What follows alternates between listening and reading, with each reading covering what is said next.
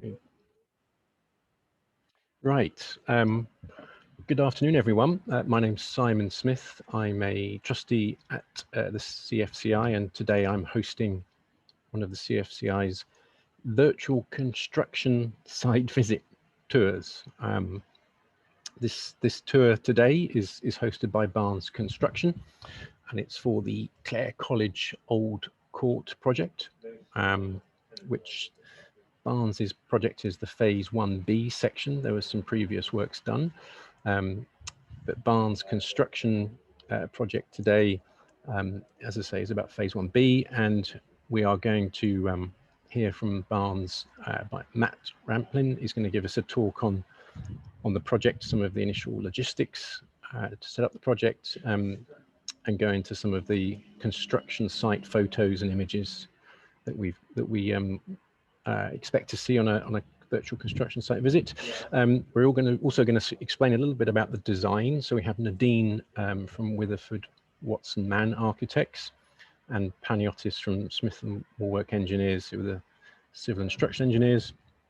So we'll also hear a little bit about the design of the project as well. As usual, we will have if we don't run out of time, but I think we won't, we will do a hosted Q&A session. So what I'd like is the audience today, and how many are there of you? Yep, so 80 of you. While you're watching, if you could raise any questions you have for our speakers in either the Q&A box or the chat box, I will raise your questions with the speakers at the end. And then we can have perhaps a bit of an informal discussion between our speakers about the project and some of the challenges and successes they've had. So anyway, that's probably enough from me at the moment. So Matt, I think we're going to start with you first, and I'll let you give your introduction. I'll check to see if your file has come through. I don't think it has, but in fact, it hasn't. I'm sorry, it's not downloaded in time. So we're going to have to run the video from your end, I'm afraid. Okay, Matt, over to you, Matt. Thank you. Thanks, Simon, and thank you all for attending today. What we're going to do, as Simon has said, is take you on a tour of our project at Clare College, known as Phase 1B. First, we'll be showing you a short video highlighting the logistical challenges on the project, followed by an internal tour of the historic building and discussing our current activities on site. I will then hand to Paniotis from Smith and Woolwork, structural engineers, and then on to Nadine from Witherford Watson Mann Architects to discuss some more of the detailed design work on the scheme. We're currently 60 weeks into a 155-week programme. 20 weeks is the front end, which was the logistical works and site access and install of the bridges, followed by 40 weeks of careful demolition, forming new openings through the historic fabric, reducing floor levels into the basement and completing our piled foundations for the new extension. Currently, the site remains in quite a raw state. The groundworks continue through now into December, and we've got our new oak laminated frame arrived in January.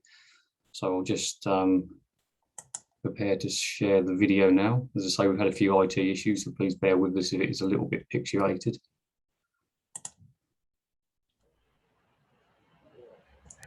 Here we go, Matt, that's coming up now.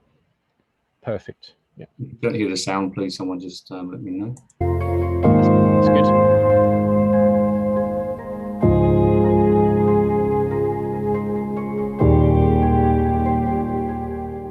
We were originally appointed back in 2017 to review the complex logistical challenges of accessing the scheme for Henry Riley.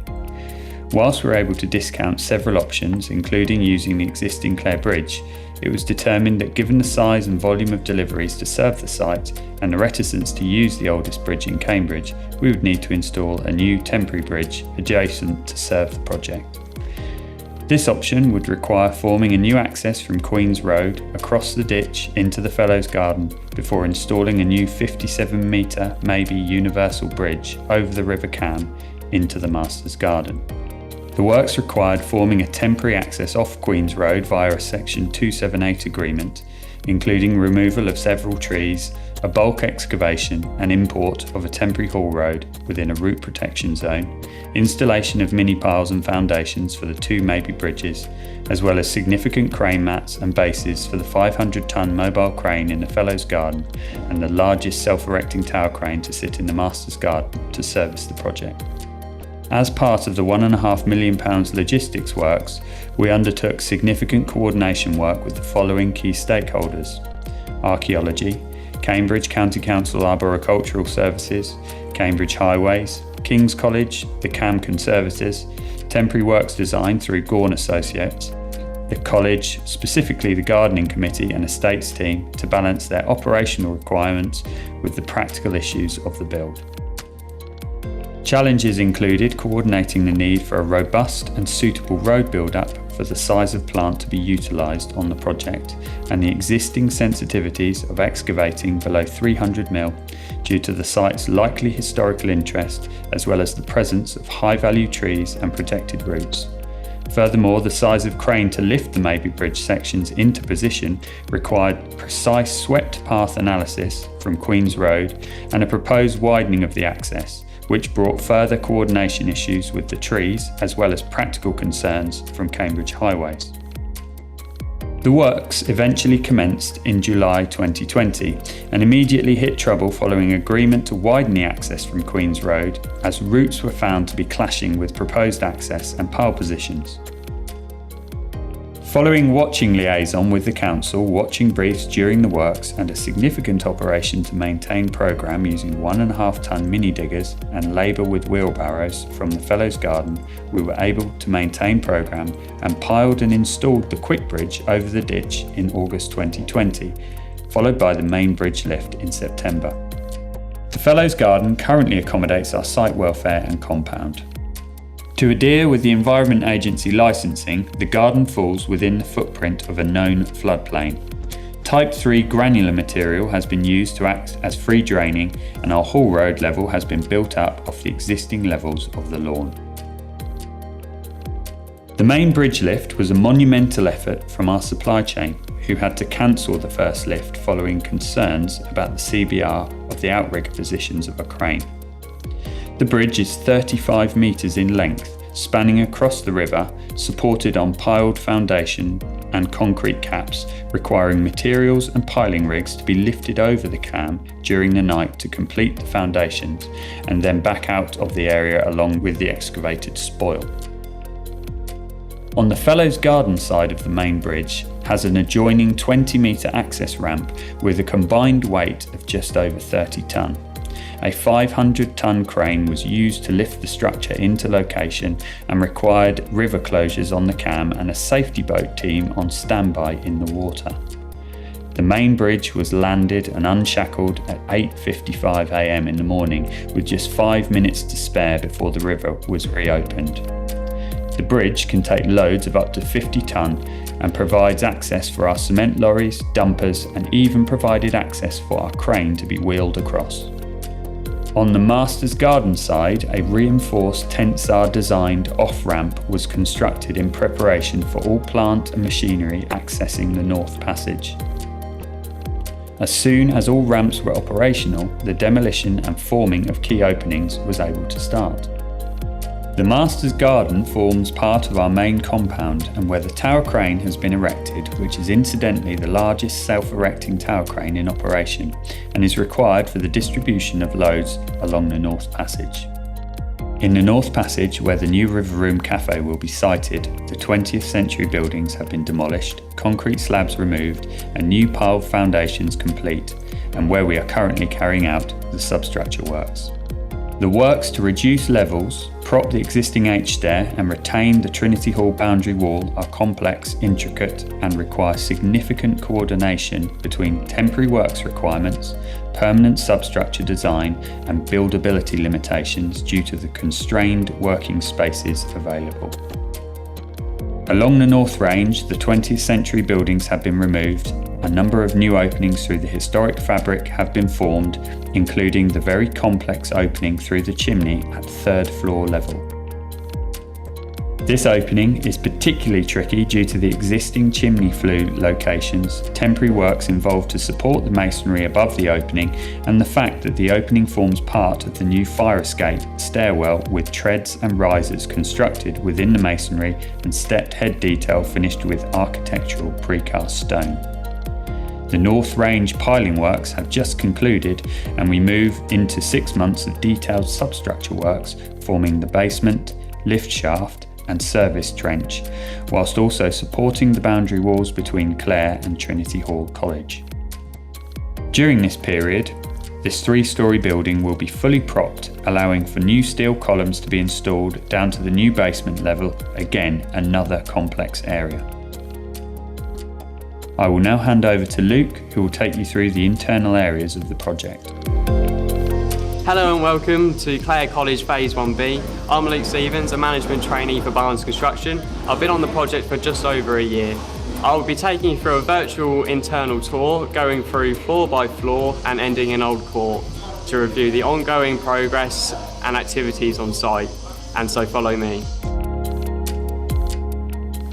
This is the main kitchen area for the college. In here we have completed soft demolition and we have protected the kitchen cooker hood, which is to be retained within this project. We have also installed new drainage to accommodate the new kitchen services. Upon a completion, this will be a new commercial kitchen for the college. I will now take you to the ancillary kitchen.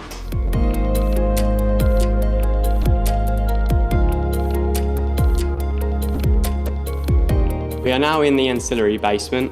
This is the college food prep area. Within this area we have had to reduce the floor level to accommodate the new kitchen services, as well as the restricted head height room that we had in here. In this area we will be installing a block and beam floor, as well as a Seeker waterproofing system. Further down we have kitchen staff welfare facilities. I will now take you to the buttery.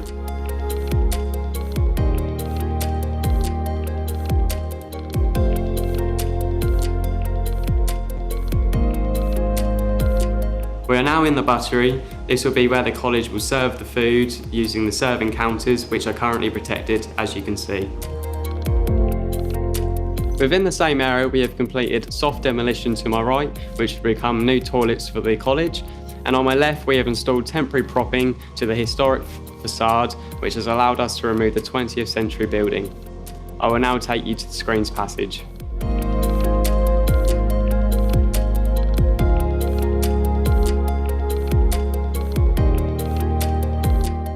We are now in the screens passage. Within this area we have a series of new openings to form into the existing facade, into the new building. This will be achieved by temporary works designs and obviously careful demolition. This will be achieved similarly to what we have done for the propping, which allowed us to do the demolition to the existing building. I will now take you onto the 3rd floor.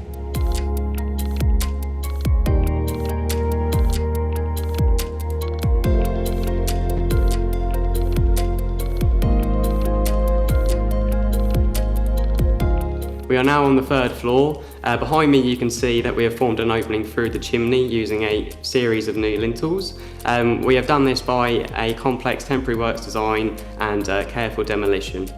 In this area as well, we will be forming a new corridor, 2 new student accommodation rooms and a kitchen.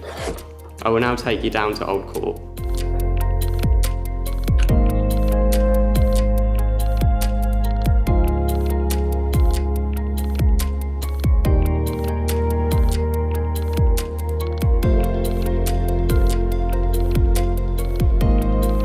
So we are now in Old Court, where you can see to my left we have a deep excavation where we have worked closely with Cambridge Archaeological Unit. In here there is going to be a sesame lift pit which will make the new building accessible for all users. Within this process we have had to form a retaining wall to retain the historic steps which are to my right, and by the end there will be new stone steps which will protect the historic ones. So this now brings us to an end to our virtual tour around Clare College. I hope you have found this interesting and it gives you an insight into our ongoing activities on site. Thank you.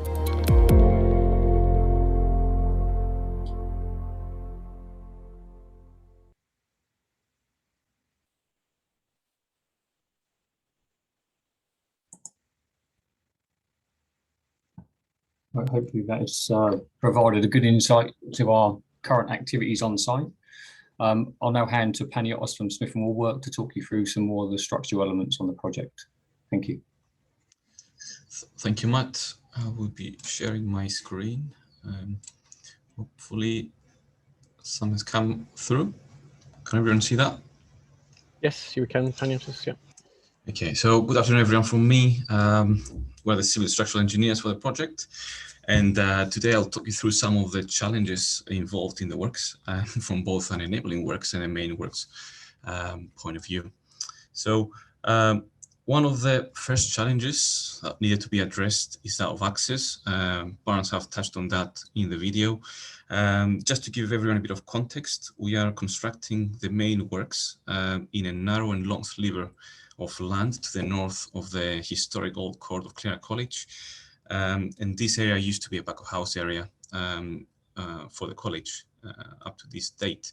And there are a number of constraints. The site is bound by the River Cam on the west, and then following on even further west from that, Fellows Gardens, a watercourse, the backs, and then you're on to Queen's Road. To the north, we're bound by Trinity College, and we have a Trinity Hall boundary wall separating the two sites.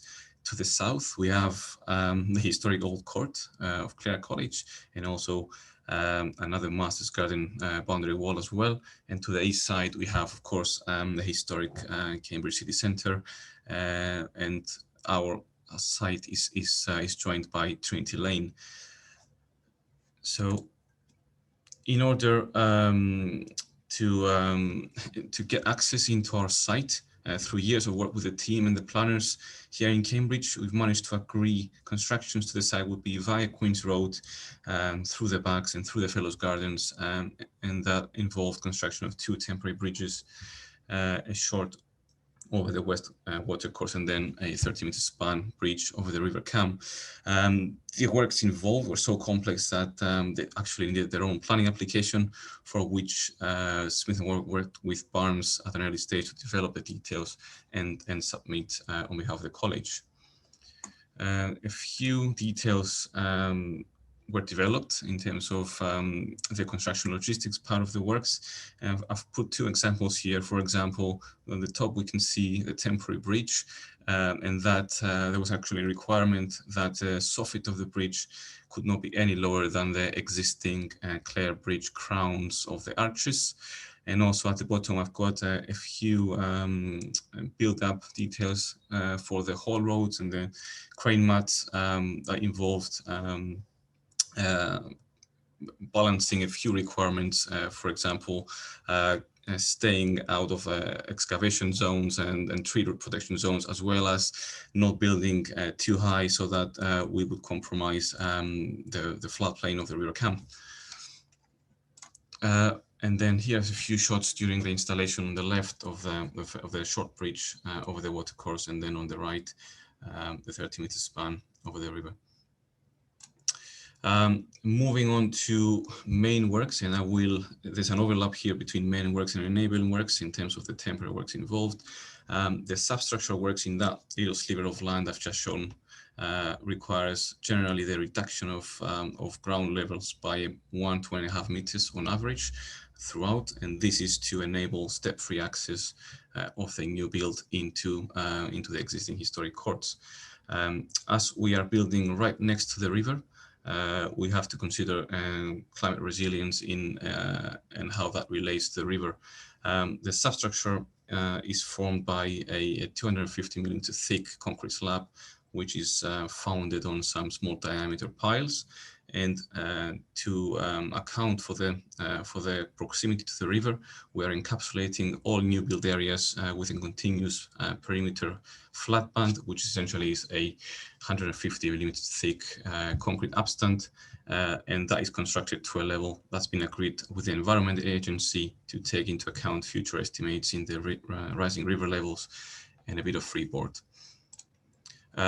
Looking at the section looking east through our works, you can see that we are building right up against the 2 boundaries. On the left, we have Trinity College, and that's the boundary wall we're excavating right up against. and you can see in red dotted line, that's the existing ground level. So we are excavating right up against the historic walls, and we needed some careful consideration of how we're actually going to construct the works and the sequencing involved. So that takes me slightly step back onto enabling works of how the excavation is actually formed.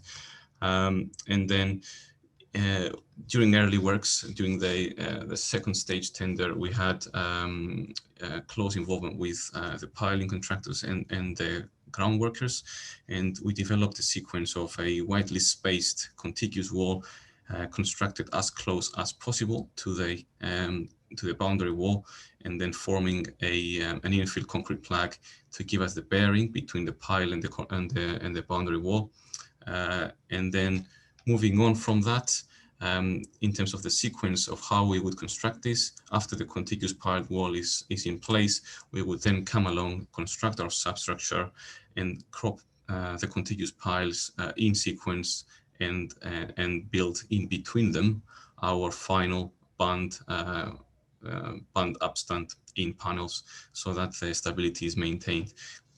Again, throughout all of these considerations of archaeology, existing foundations, and any obstructions needed to be considered and accounted for in terms of having plan A and a plan B towards making sure we can construct the works. And here's an early photo of the initial excavation that is now underway, exposing some of the contiguous piles, which are now starting to take the surcharge loads from the boundary wall. Staying in the substructure region, those are the main works. These pose significant challenges to develop, and to do that, we went through a careful search of the college archives to help develop the strategy. And this drawing from 1897 was invaluable to us in identifying existing lateral drains from the building, which we needed to pick up with a new drainage. And interestingly, what we found on site was quite a good match to the historic drawings. The drainage strategy, I just got the long elevation here, essentially is we are draining surface water west into the river Cam, and then the foul is drained eastwards and into existing manholes. The benefit of the new proposal is that everything is under gravity, which is a great improvement to the current pump system of the college. And all gradients and routes of the drainage had to be really carefully coordinated with architecture, structure, and services, because it was really very space for maneuver and locating these drains, taking into account how busy we are below ground with the substructure. And a bit more on another interesting enabling works package. Again, temporary works, alterations of existing structures. We are undertaking a number of these, but the H-stair tower is a really interesting one. In this location, we need to replace the two supporting columns that were part of the 1900s extension of this tower, because we are lowering the ground levels by about 1.5 meters here. So we needed to get longer columns in place and also move the foundations lower down. So by careful targeted opening up works, we exposed the heads and the soffits here, and we've managed to work up a nice detail where we leave in situ the complex head of the columns, and we're splicing below that with our new longer columns. But to do that, obviously we have to have the temporary works required to support the stair tower in the temporary case, and we developed together with Barnes a quite complex propping arrangement that did require its own pile caps, and all of that needed also to be coordinated again with the excavation sequence, the band, the contiguous piled wall, the drainage, and some other services that had to be routed through this passage. And at this location, this is actually the narrowest part of the site. Again, very, very complex coordination required here. And lastly, I will touch on the timber frame, which is what everyone will be able to see from Gareth Hostel Lane when this is complete, and some of you will get to enjoy in Clare College. The superstructure is a timber frame that is built off of the concrete substructure, and that is constructed in between the historic boundary walls and also the old core building. And in this instance, the structure is actually the architecture, with the frame being exposed throughout. So very careful detailing of interfaces and connections was required. Frame consists of 3 parts. In red, we have the single-story river wing, which will form the server and battery areas and the link. In blue, we have our 3-story escape stair tower.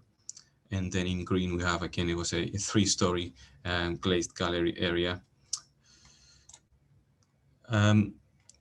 The frame is a glue laminated timber frame made of oak, and this will be exposed to view and also is exposed externally as sublocations as well, hence the choice of oak in the scheme.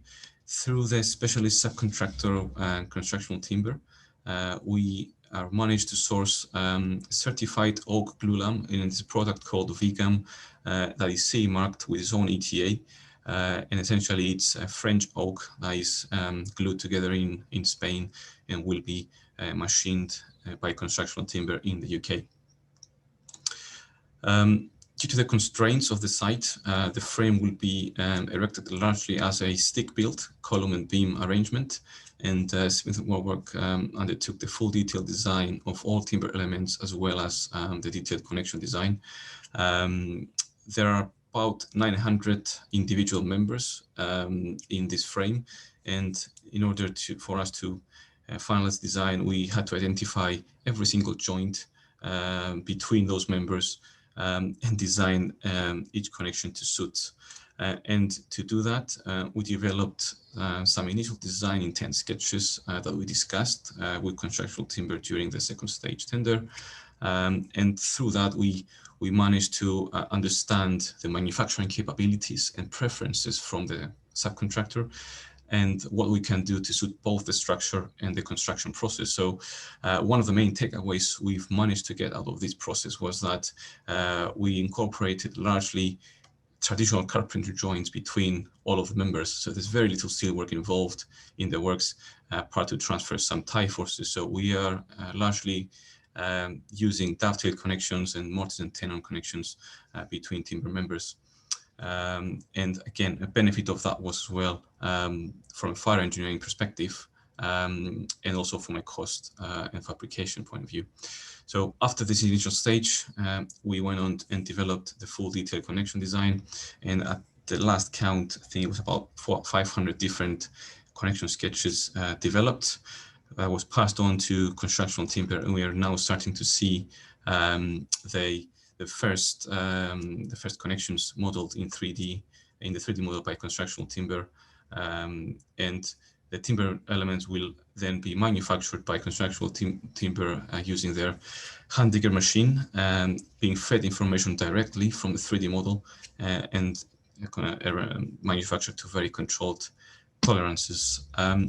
So this is where we are on the frame, and I'm afraid that's all I have time to cover today. Maybe we can do some more in the future. I will now hand over to Nadine to take you through the different spaces we're creating for the project. Thank you, Panagiotis, and good afternoon, everyone. I will give you a bit of insight on the design aspect of the project. So our presentation starts in All Court, where Barnes's virtual tour ended. And from there, I will take you back through the north range of the existing building into the new North Passage extension down to the new dining spaces at the river end.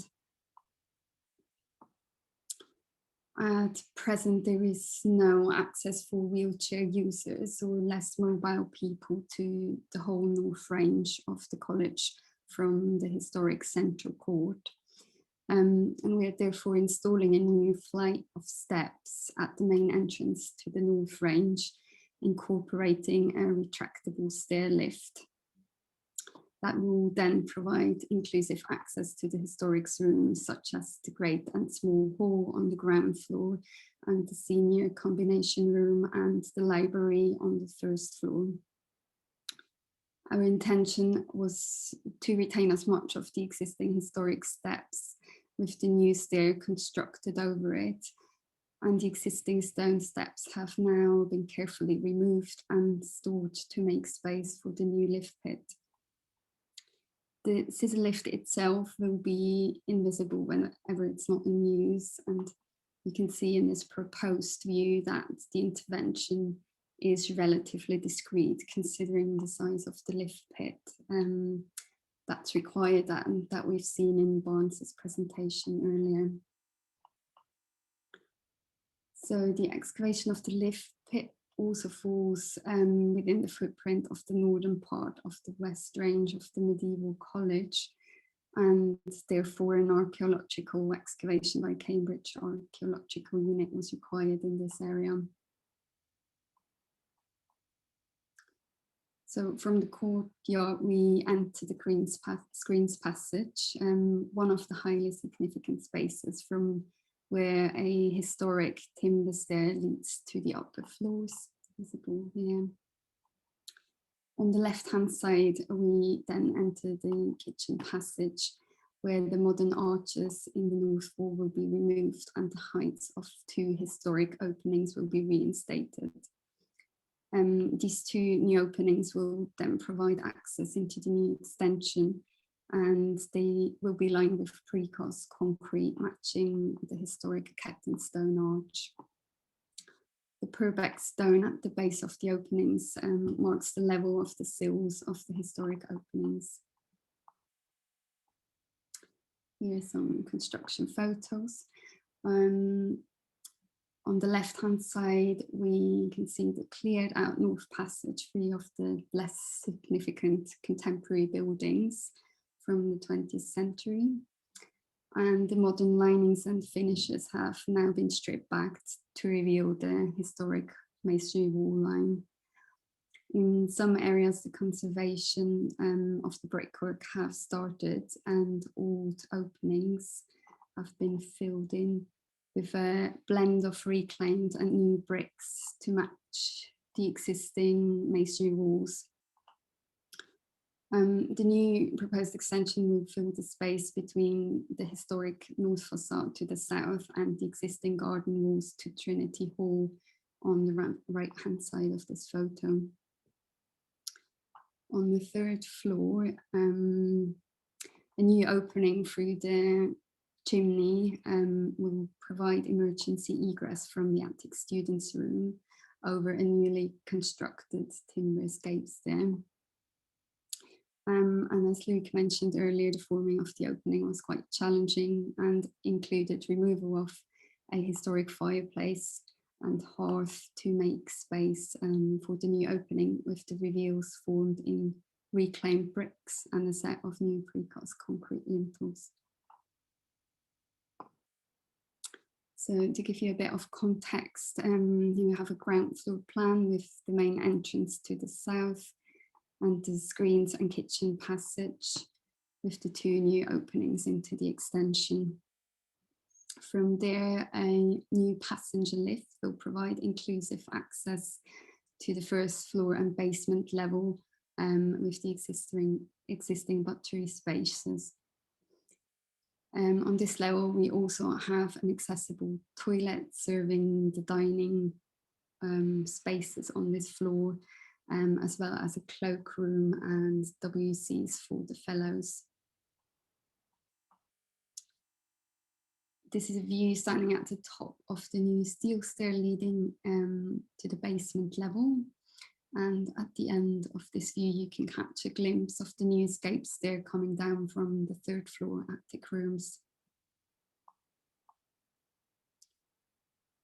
We always have the ambition to reclaim and reuse as much of the materials from the existing building as possible. Barnes and their subcontractors have carefully dismantled and set aside bricks from the existing building that have then been blended with some newly specified bricks to do the repairs and fill redundant openings in the masonry. The new glulam timber frame structure then stands in contrast to the historic brickwork and is independent from it. It only ties back to the historic walls where it was structurally required.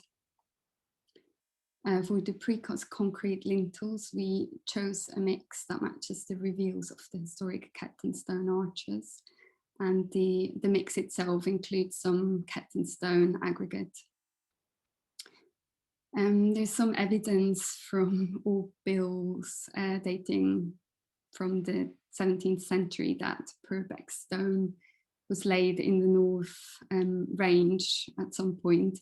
We decided to reintroduce Purbeck floor to the basement level in the new extension.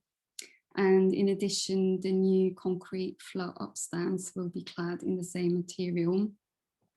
But to distinguish the horizontal and the vertical faces, the stone will be cut in different directions. So will be cut along the bed for all horizontal surfaces and cut against the bed for the vertical ones. So basically following the logic of the geological formation of the stone.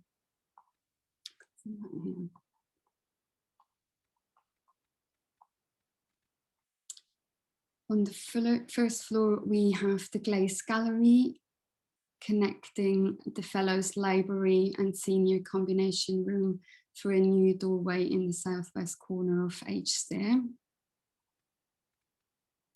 So in this view, we are standing in front of the lift to our left-hand side that provides step-free access to these two significant spaces located behind the big windows to our right. And the light structure of the glazed gallery with its roof light provides good lighting to the space and does not compromise the sightlines out of the senior combination room. So and I'll take you back down into the basement with the steel stair coming down through the new openings in the historic facade that we saw earlier. And there is a new set of doors connecting the extension with the existing buttery spaces and a new catering lift from basement to ground floor to serve the dining spaces upstairs. This is a view passing under the new escape stair, looking up the ramp leading into the river wing. The new extension is punctuated with planted light wells that step in from the garden walls and will provide natural light to the corridor and river wing, helping to guide the visitor through the extension. The building creates a new servery with an informal dining space, in addition to the existing buttery for the growing students' community.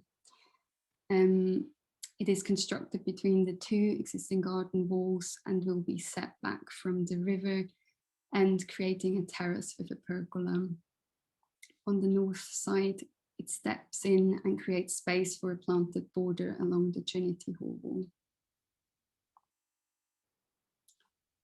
You can also see in this view here. Two existing stone frames have been carefully removed from the river end wall and will then be reinstated into newly formed openings in the historic Master's Garden wall. And this should help to break up the sequence of spaces along the walls and support the experience of being situated between the two garden walls.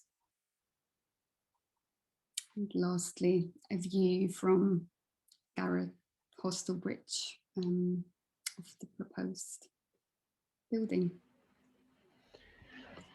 Super. Thank you, Nadine. I love that image you have there. It shows the little circular window, the eye with the roof wrapping over it that we saw in Matt's video earlier on. Fantastic. Good. Okay.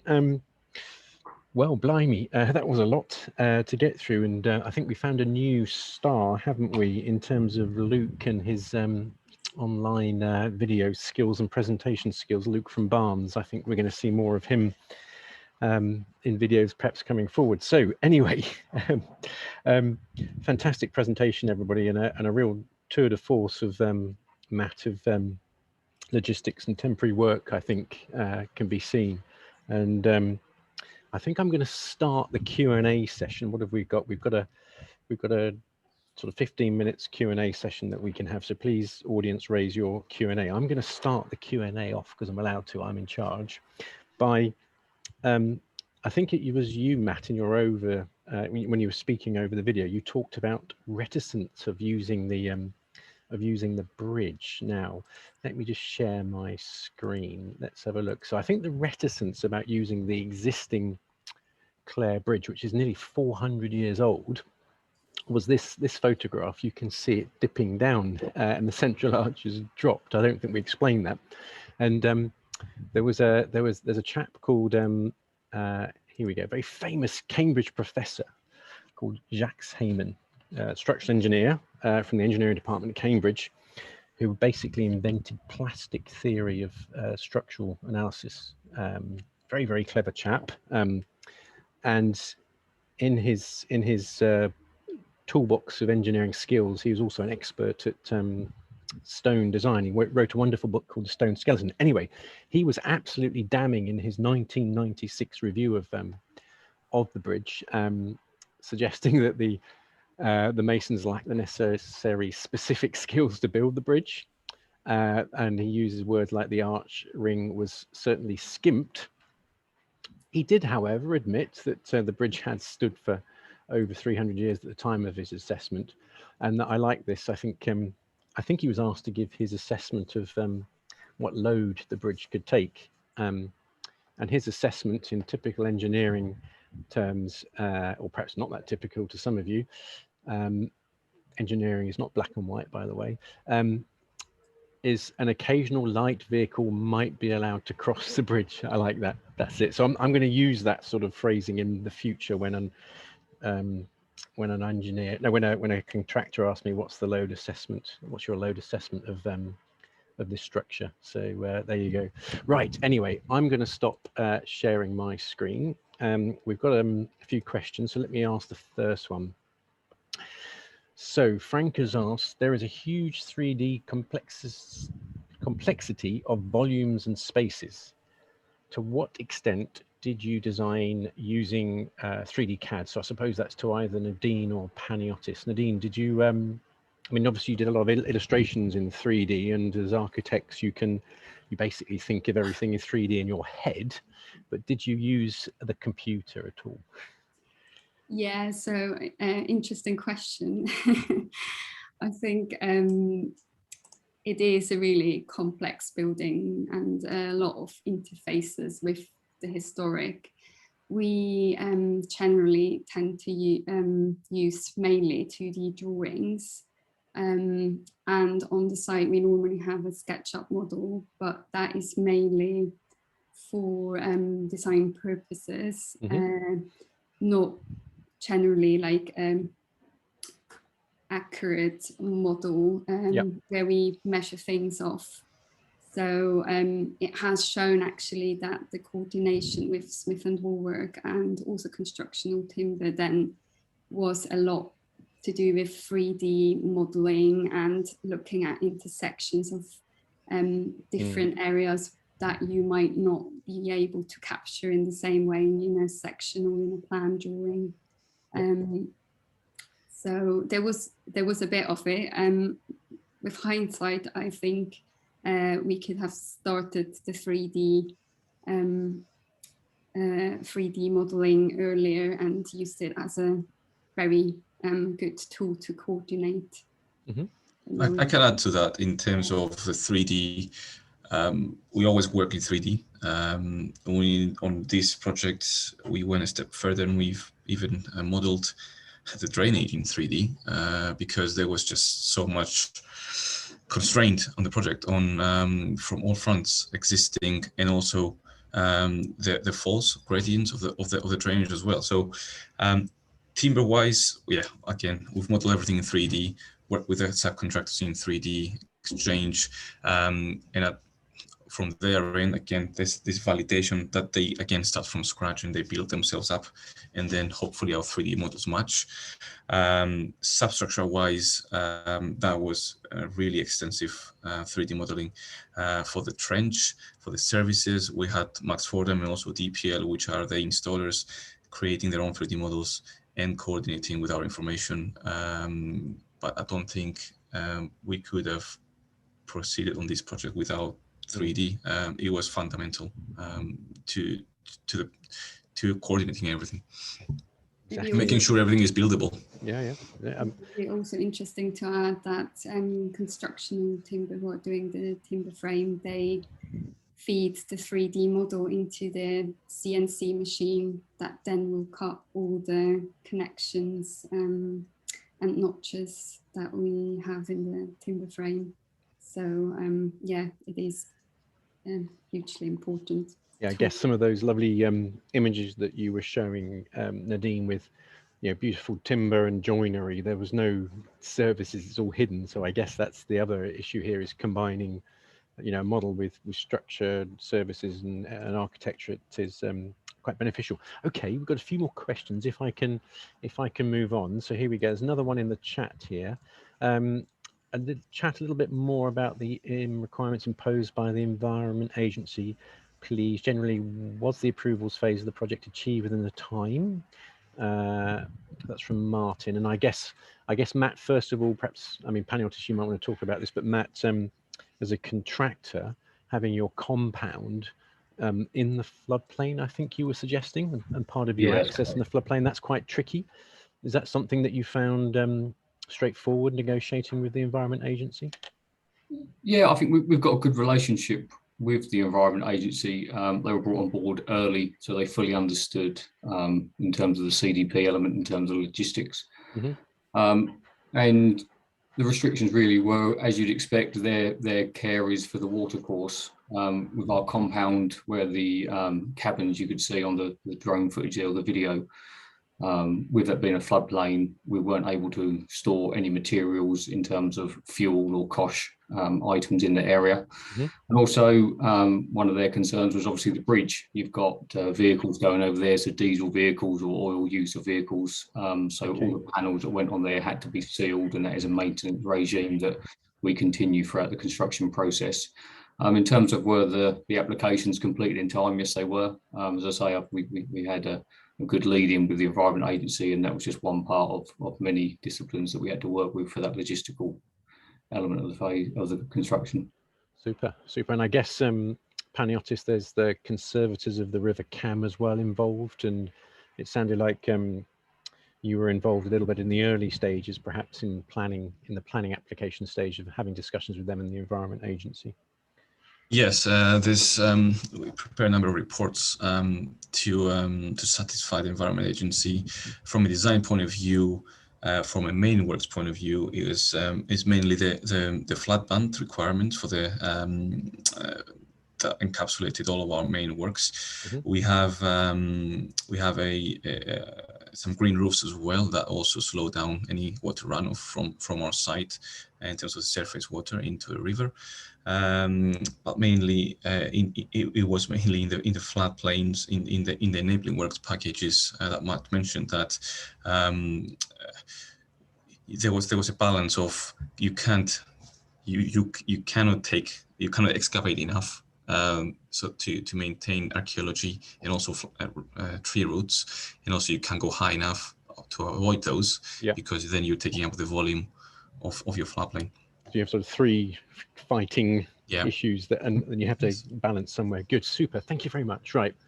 So we've got James raising. So James is a avid watcher of CFCI, and he always raises questions. James, thank you very much. And rather unfortunately, he's raised a question about the energy sustainable low carbon measures, and we haven't got Max Fordham today, but I wonder if anybody could answer. First of all, there's two parts to his question. One is about the energy strategy, heating and cooling and power, but also sustainable sourcing of building materials. So let's take the heating, cooling and power first. Is there anybody who feels able to respond to anything to do with heating, cooling, and power on the panel today. Is that a bit mean? Sorry, Nadine. Do you want to take that, or? Yeah, I could try and expand a bit on that. So we have, don't worry, we have 2 AHU units that serve the river room and the servery and the main kitchen spaces and ancillary kitchen spaces. So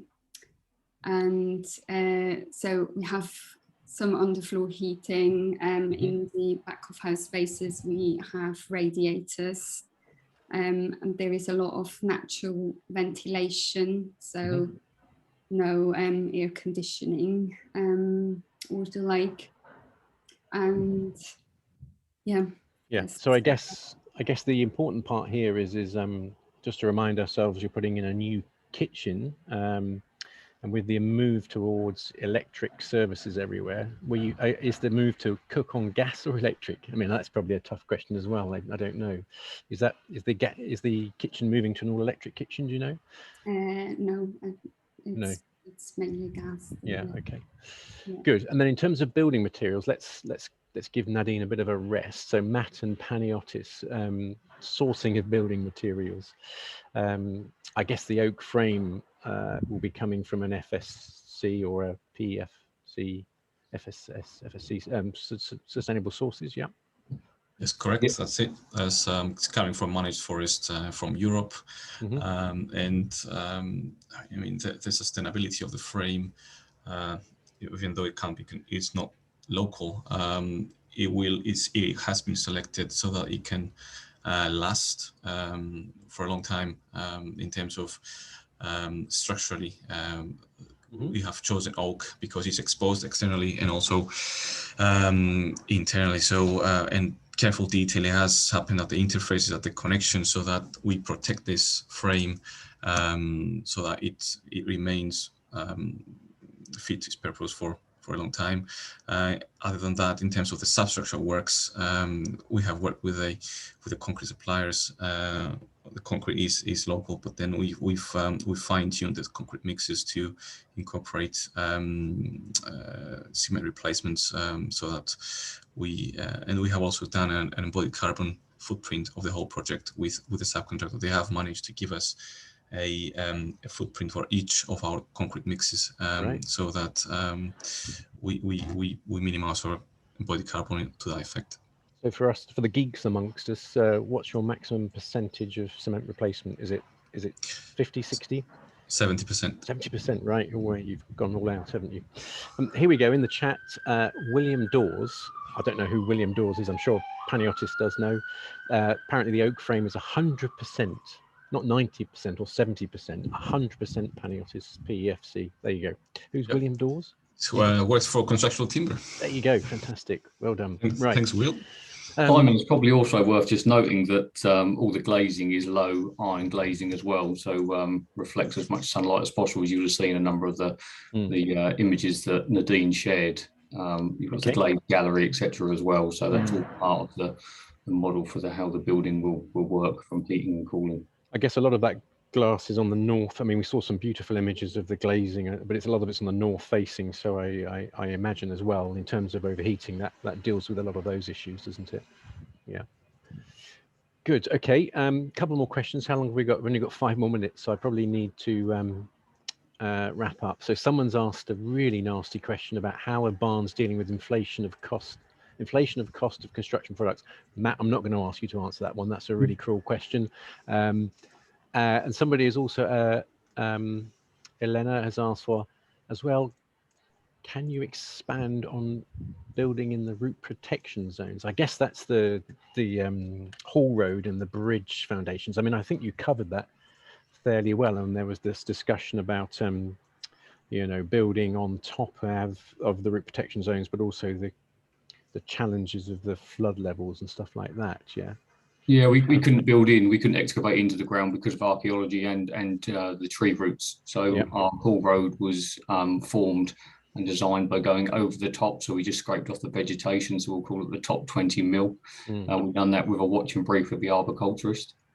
And I guess with the granular material, this idea of putting material on top of root protection zones and the aeration of those roots is maintained. But I guess it could be if construction traffic's going over, it's the compaction of the soil as well, which is a bit interesting. I'm sure you had lots of discussions with the tree offers about that, which we won't have time to go into now because we've only got 4 minutes left. There we go. Right. Okay. So Heike, sorry that it wasn't a cruel question about the costs. Yes, you're right. It was a very practical one, but I think, well, I don't know, Matt, do you want to talk about how the cost of construction products and the inflation, how that's affecting the industry? That's probably a presentation in its own issue, isn't it? More than one presentation I'd say at the moment, but yeah, I mean, for us, this is a two-stage project. Obviously, there's provisional sums in there. Our subcontractors, when we're placing orders with those, are holding their places for a set period, depending on who that subcontractor is and the size of their package. But a lot of them we're taking on the chin at the moment. And I think it's key to get the design work concluded so you're able to place the orders at the right time. So, I'd say no more than that. Good, excellent. Right, I'm going to close things here because you've all got to get onto your next Teams meetings, probably or Zoom meeting at 2 o'clock. So I'd just like to take this opportunity to say thank you to Matt, Nadine, and Paniotis for the talk today, and for Clare College letting us present today, for giving us permission. So it's great. I think these sort of talks, we're finding a lot of traction with our CFCI members because of the sort of mix of construction and design, and the visualization of these things is in construction is really, really positive. As I said before, a real tour de force of temporary works and logistics from Barnes, and the design is lovely, Nadine. I think the oak framework and this idea of the Purbeck stone, the layering of that, the horizontal and vertical surfaces I really love, and I think we're all looking forward to seeing the 500 different timber connections, Paniotis, that you and your team have designed. So thank you very much to all of you for your talk today. We are recording this and we'll put it up on the CFCI website in the near future. Just a few parish notices before we sign off. I think that's it now for the summer talks tour for the CFCI. This summer break, now in recess, we're not going to be having any talks in August. We're going to restart in mid-September with our talks. You've seen our chairman's email recently. We might be doing some of those talks going forward physically rather than virtually. But having said that, we do want to maintain some of these virtual online talks because they're so well attended and you seem to like them. So anyway, right, that's it. 1 minute to go. Thank you again to Matt, Nadine, and Paniotis. And rather rudely and abruptly, I'm going to say goodbye to you all and have a good summer and see you in September. Bye-bye. Thank you.